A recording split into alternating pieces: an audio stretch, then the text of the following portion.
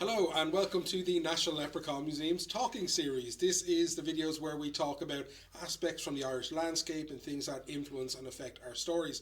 I'm Mark and I'm joined by Paudie. Hello interwebs! Yay! Paudie, you're back on a talking series. Yes, I'm delighted to be back. We did the first one together. Do you remember what it was? Was it Talking Stones? Talking Big Stones. Talking Big Stones. Yeah, and if you guys haven't watched any other talking videos, please watch this one. There's no out of context, and then go back and watch the other ones only the ones that have me and you in them, though. Yes, no. yes. But this time we're talking gods, and it's weird because when people think of Ireland, they do think of religion, but it's Catholicism. Yes, we had our own pre-Christian religion. We had a brand of you have Celtic religion generally in Europe, but we had our own brand of the Celtic religion right here in Ireland. With its own superstars? Big superstars. And even before the arrival of Christianity, we were kind of religion obsessed. Yeah. And I think that's based on the fact that the druids, it's quite a shamanistic religion. Yeah. So they kind of did everything. If you wanted a healer, you went to the druid. If you wanted a historian, you went to the bard, who was a type of druid. If you wanted a healer, you went to the ovate, which is another type of druid. If you wanted a judge or a lawyer, you went to another type of druid. Oh my God! It's like they were unionized. Definitely. I imagine they were unionized. Yeah. Just sounds like a big racket. It does, and they're also the only ones who have access to the written language. Yeah, fair. Yeah, because there's a theory that Ogham was invented by the druids. Now, historians argue about this all the time, that it's based on hand signals. It's kind of a secret language. Basically, gang signs. Gang signs. Yeah. It was invented in Gaul, France, and it was converted over to, because they wanted to say things outside the Latin alphabet that the Romans couldn't read. Okay. So if like twins do this as well, where they have a secret language. I never understood all those languages like that, like girls that were talking in school. Yeah. I assume they were talking about me. But yeah, okay, so that's how they were wanted to disperse their teachings. Yeah, so that they did most of the jobs and they're the only ones that have access to the written word.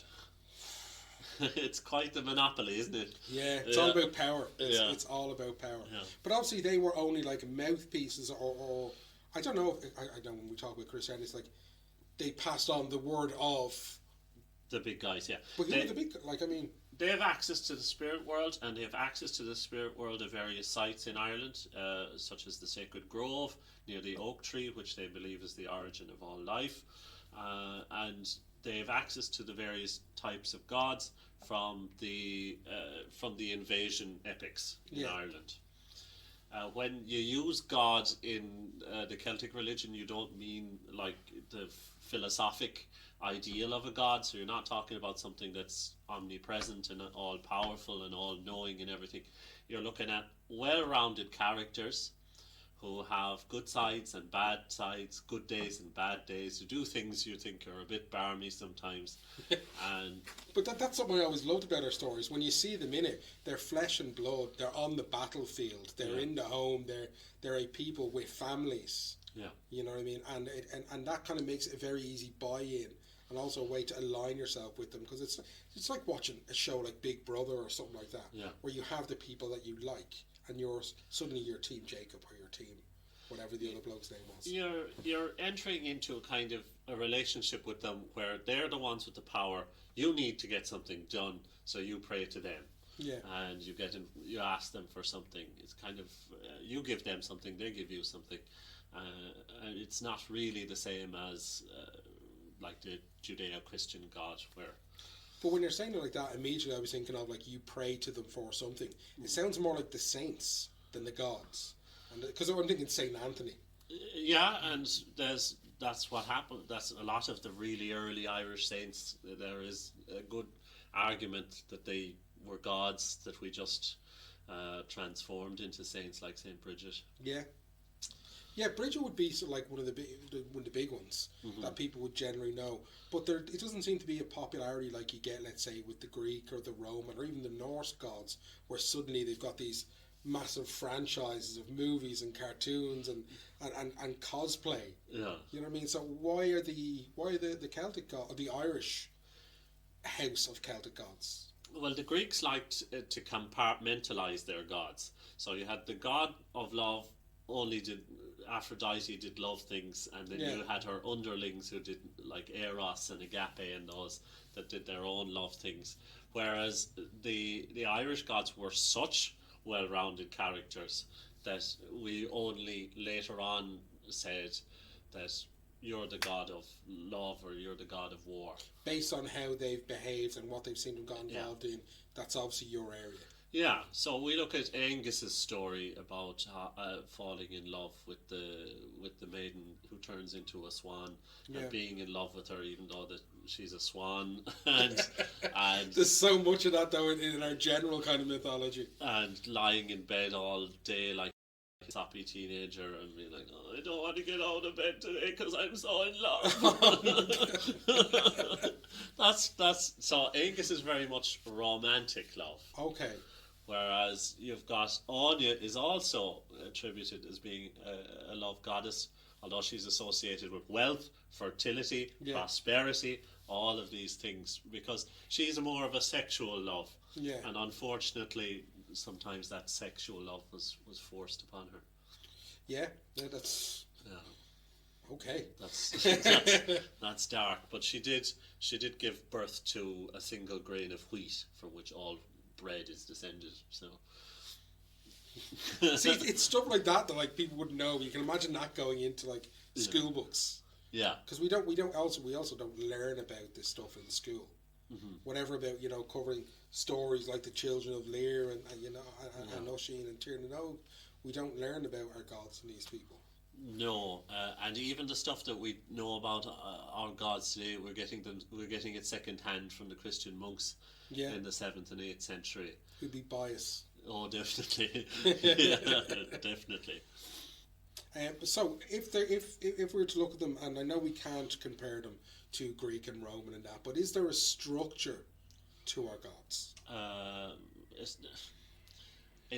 I'm gonna throw like but is there like kind of like is there top tier? Is there?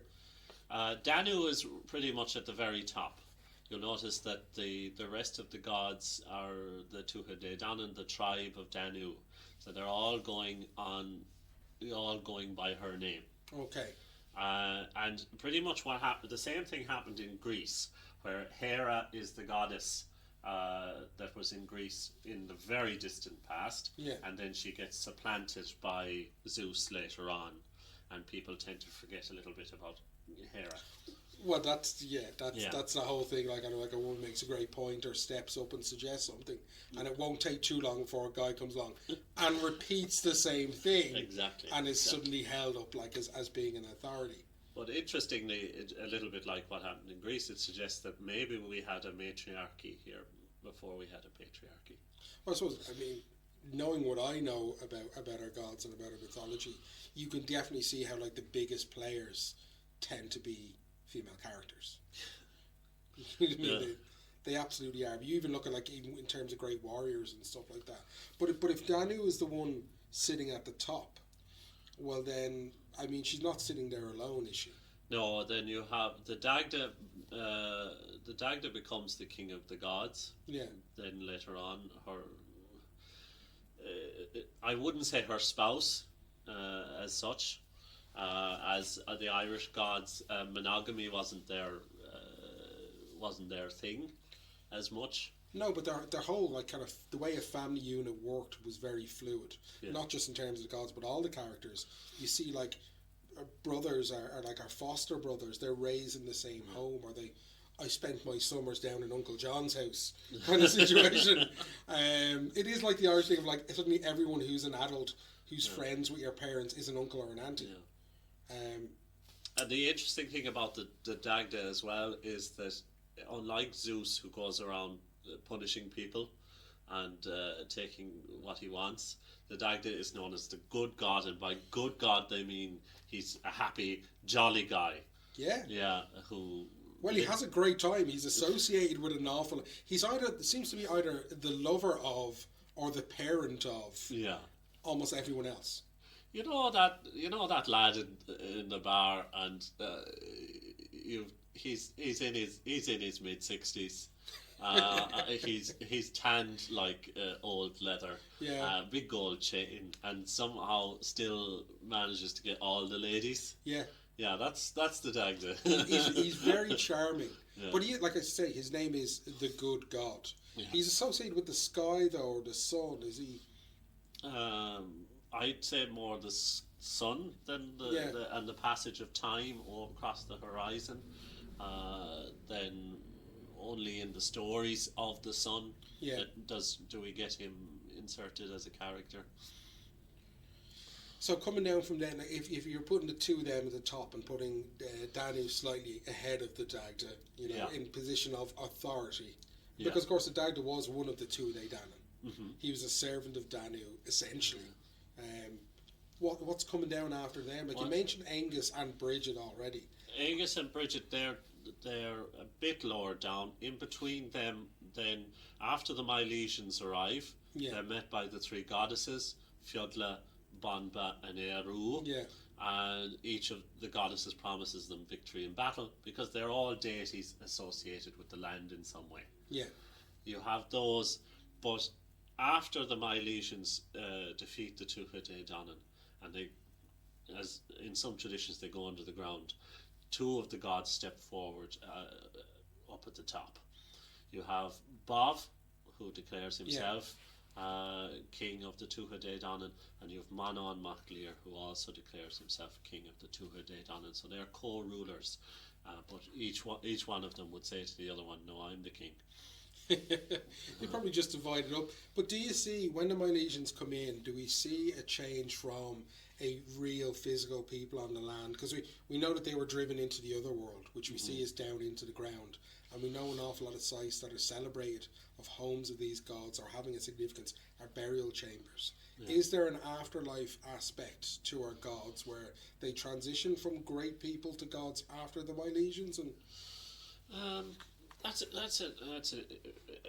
You're asking, is there an afterlife for these, for people or for the gods? Well, the gods seem to take, like I said, what I love about them is their flesh and blood, and they exist, and they serve and battle alongside regular people. But the transition into the afterlife, into the other world, seems to be when God's status is applied to them. And they've started to become more godlike and come in at different times, and then you get the hero stories like Lugh being the father of Cuchulainn, and they become more like the kind of gods that live off somewhere else, live at the top of Olympus. But ironically, then also you're starting the process where they're fading out, where they're moving away, and you've new kings of the Tuatha Dé Dannan coming in, and old gods slipping away. Paudie and Mark remains mostly untouched because he's out in the sea, and people are still looking at the sea. He's a particularly powerful kind of character because he gives 3 gifts to the otherworld people as they're driven into the earth. He said to have gifted them like food everlasting, the ability to move between the two worlds. I was about to use a phrase I won't actually use on camera, but like what puts him in that position, and why is he someone who's kind of stuck as well as he has? I think because a large amount is you need. You've still got a lot of fishing communities around Ireland as well, and you need someone to intercede with you in the sea, and worship of the sea. Whether it's part of our history, you'll notice most of our peoples and gods come from across the sea.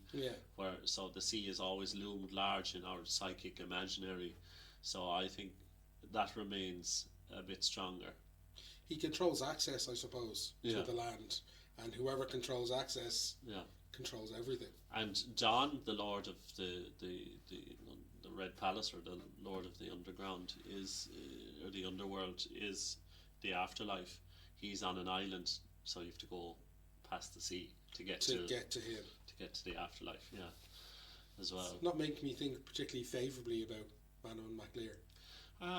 Yeah, the thing that annoys me most is the Cloak of Forgetfulness. Okay. You know, in the story where Fond or Cuchulainn falls in love with Fond, and Fond and Emer, who is Cuchulainn's other partner, have an argument about who's most worthy to be his wife, and Manon MacLear comes out of the sea and says, well, Fond's actually my wife and you can't have her. And anyway, Emer is clearly the most worthy of the two to be Cuchulainn's wife, so he just takes out his Cloak of Forgetfulness and waves it in front of Fond, going, you will forget about him now.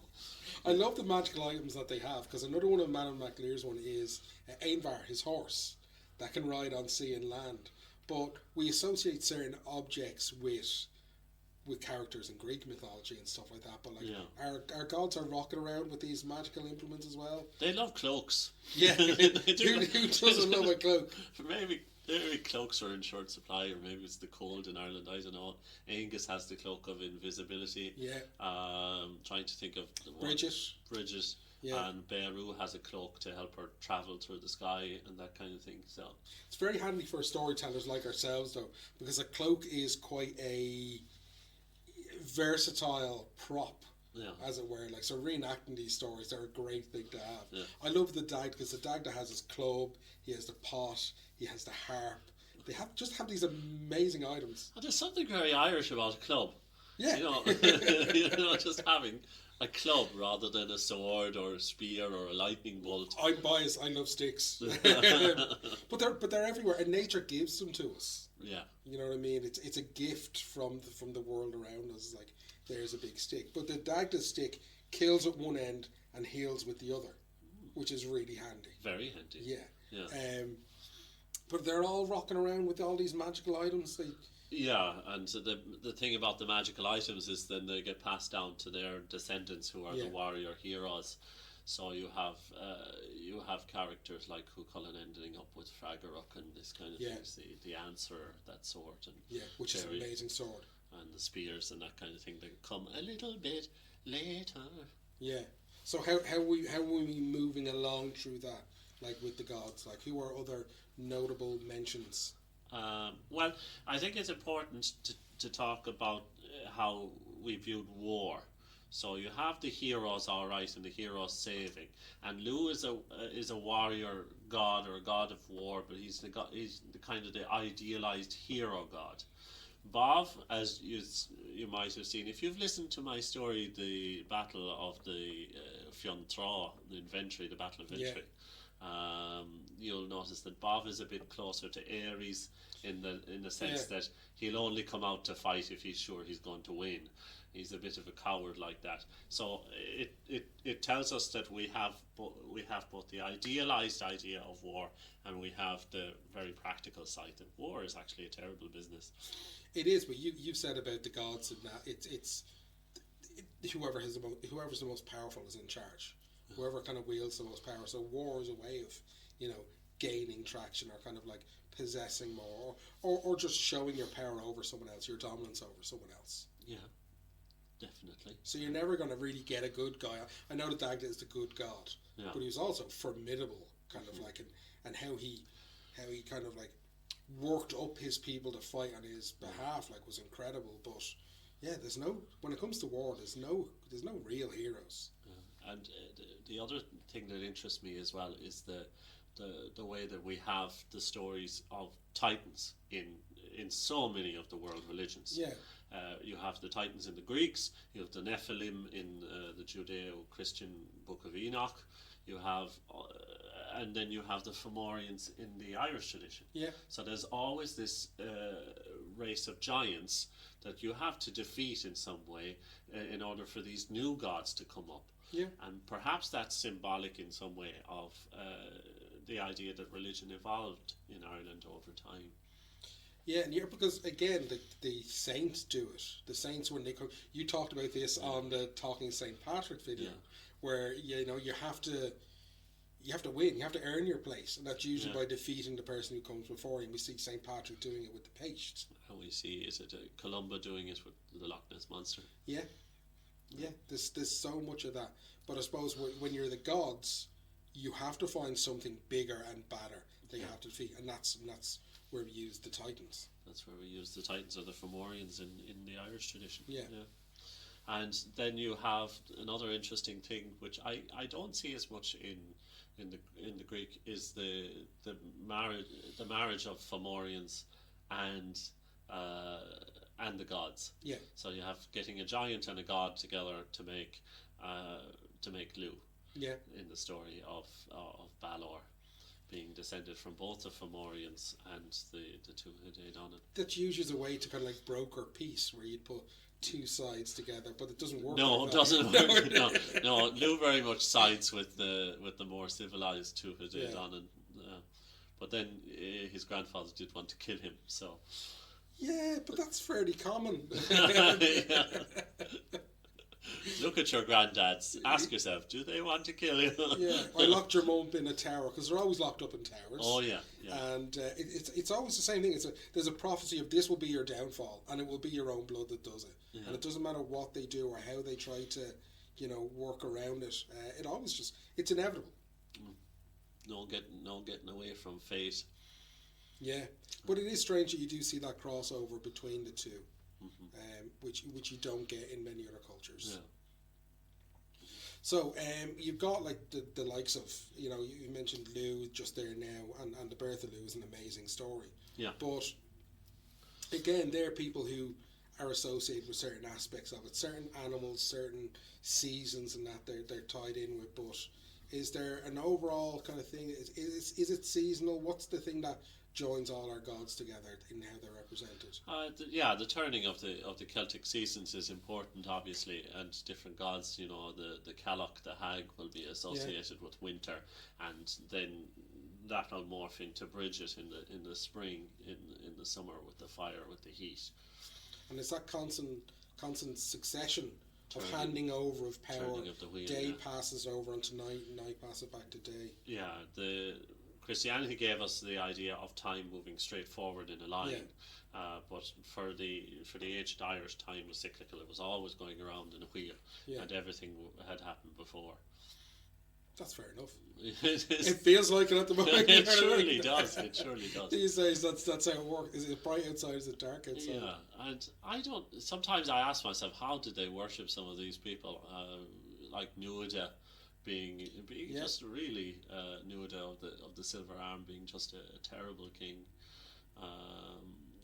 But it's the fact that they're imperfect, I think, makes them more interesting and easier to buy into them. I mean, do people really want to worship someone who is? Or Bress is the terrible king. Sorry, Nuada is the silver arm. Yeah. So Nuada gets his arm chopped off, and I find it weird to worship a god with the arm chopped off. You think. You can't even hold on to your own bits. You can't, just with one hand. But for me, that makes it easier for me. You know what I mean? I'll always have things that I like about them, whether it's behaviour, their attributes, or different things they're associated. But one of the areas we've talked about before is the whole association with different animals. Yes. Yeah, and I love how we see the certain zootropism. Yeah, because that just makes me think of the movie. That's me thinking back to my undergraduate now. Zootropism is the idea that our gods are more connected to the land because they can shapeshift into various different creatures that they then become associated, and then the creature becomes sacred to the religion. Yeah, because we see that an awful lot with the Sidhe, who are the Sidhe are fairy folk, for want of a better phrase, seem to be our descendants of our gods. So they keep some of their traits, some of their skills, and some of their properties. Because we see the likes of Sive being a deer. You know what I mean?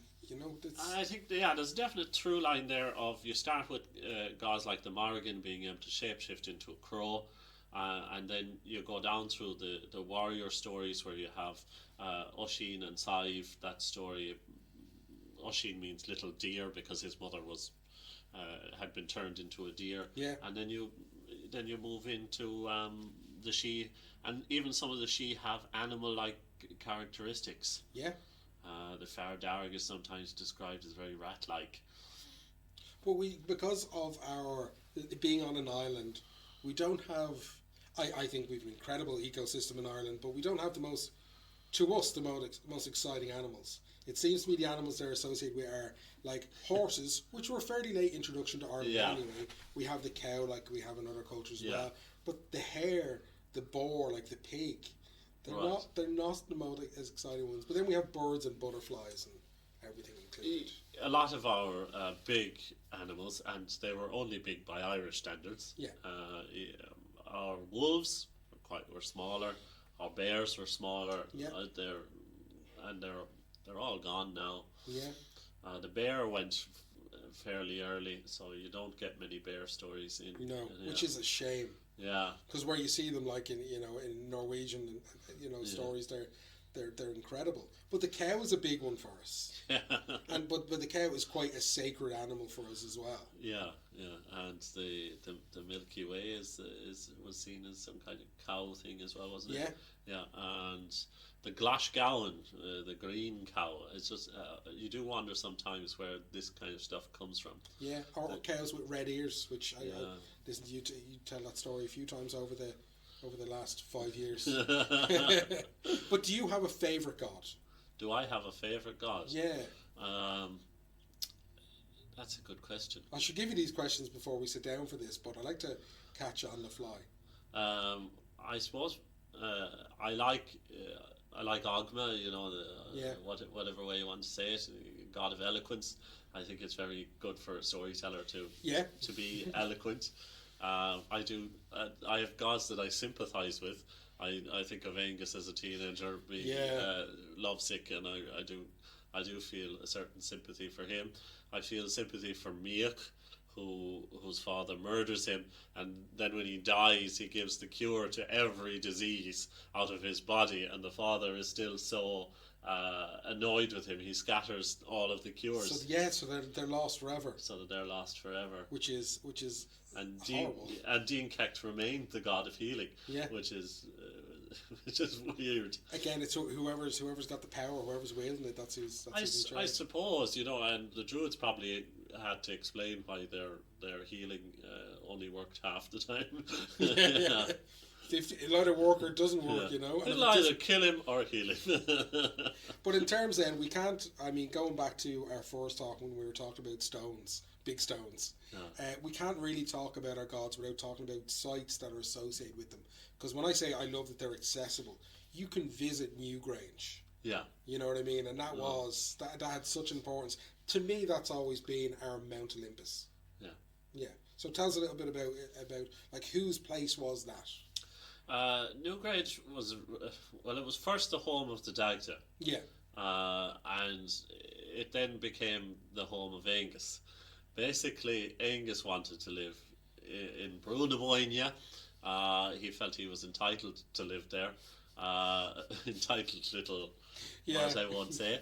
And basically, he said to the Dagda, "Can I have it for a day and a night?" And the Dagda saw no problem with this. But the problem is that in the Irish language, in Irish grammar, you would say "lá agus iha," and "lá agus iha" is also means forever. Well, day and night are the only two things that there are. You know what I mean? So can I have it forever? And of course, the other thing is the river gods that you see so lovingly represented on the bridges in Dublin. Most of the rivers will have a lady goddess associated with them that was punished for seeking wisdom usually. Well, you mentioned like Brunaboynia and Boann and Dagda are tied in together. That's another one of the ladies that he's powerful women that he's associated with. But Boann is, in her case, is the head of the family. She remains the head of the family. You see that in the cattle raid of Friach later on, that Boann is still, my powerful aunt. It's not. You don't mess with her. You don't mess with her. So again, Boann suggests that there was possibly a matriarchy. Because when the Dagda does lay down with these characters, it's usually he needs a favour. Do you know what I mean? And it's like that with the Morrigan as well. It's like, I'm going into battle, I need a heads up. Like, it's like, I'm gonna kind of go in Alpha favour, and he gave the only thing he had to offer, which was himself. But you see the whole thing of Angus taking Newgrange from the Dagda. Yeah. There's no great kind of like battle over that. It's a natural kind of succession, and I know Angus is seen as one of the Dagda's children. Yeah, they respected glickus or cleverness in ancient Ireland and in modern Ireland as well, over kind of innocence and purity and that kind of thing. So to be very smart. Yeah. As well, it seemed a bit strange that we didn't have a trickster god in the same way that you get in other religions. So they were looking at Angus. No, we don't. But Angus, it does get likened to Loki a little bit, like. But there is that thing. He was just smart. Yeah. And people might see it as being slightly sinister or manipulative, but it's like, I mean, when you're surrounded by people of a lower intellectual standing, you might come across as being a bit mean. Yeah, and he used his cleverness to rescue the people sometimes as well. In the story of Diarmuid and Grania, that he was fond of. Yeah, but he's doing that, and at the same time, he's also screwing someone else over, and you'd have to wonder what's his real motivation for doing it. Yeah, that's very true.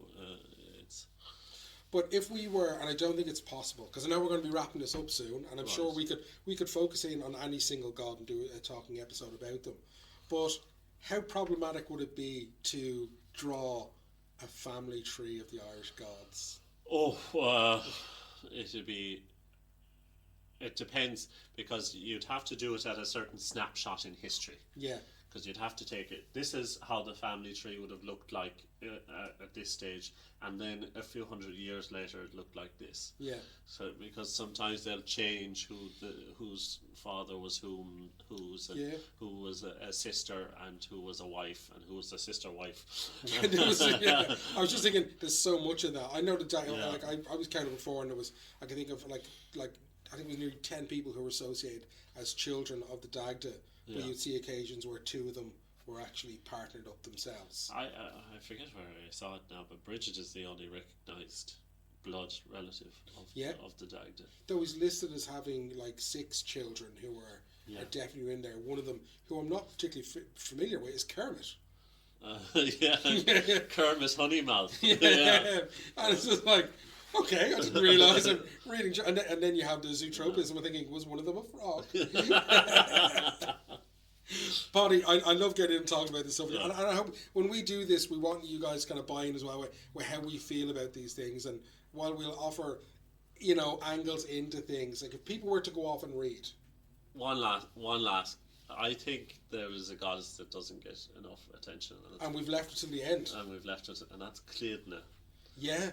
Cleadna is the queen of the Banshees, and she doesn't get enough attention, and I would recommend listeners that you do go and have a read about her, because later on the Morrigan becomes associated with the Banshee, but that's much later on. Yeah. Cleadna is the herald of death. She is the queen of the Banshees. She's the one tied to Don and not the Morrigan. The Morrigan is a war goddess. Yeah. Well, then she got a natural connection with the passing from this world into the next, but in a more hands-on. Yes. Yes. Cleadna seems to be this kind of like almost travel companion. Yes. Which is a lovely way to think about her. Well, then there we have another talking video that we'll have to work on very, very soon. Let's look at the Banshee and let's give Cleadna her dues. Exactly. Okay. Yeah. Wow, you're so respectful. Paudie, lovely to have you on again. Great guys, to be here. If you have any questions, we're going to be posting this obviously up as always on Facebook and onto YouTube. You can throw on comments on there and we'll come back to you on those. Thank you so much for joining us for Talking Gods, and we'll talk to you very, very soon. Bye, interwebs. Bye.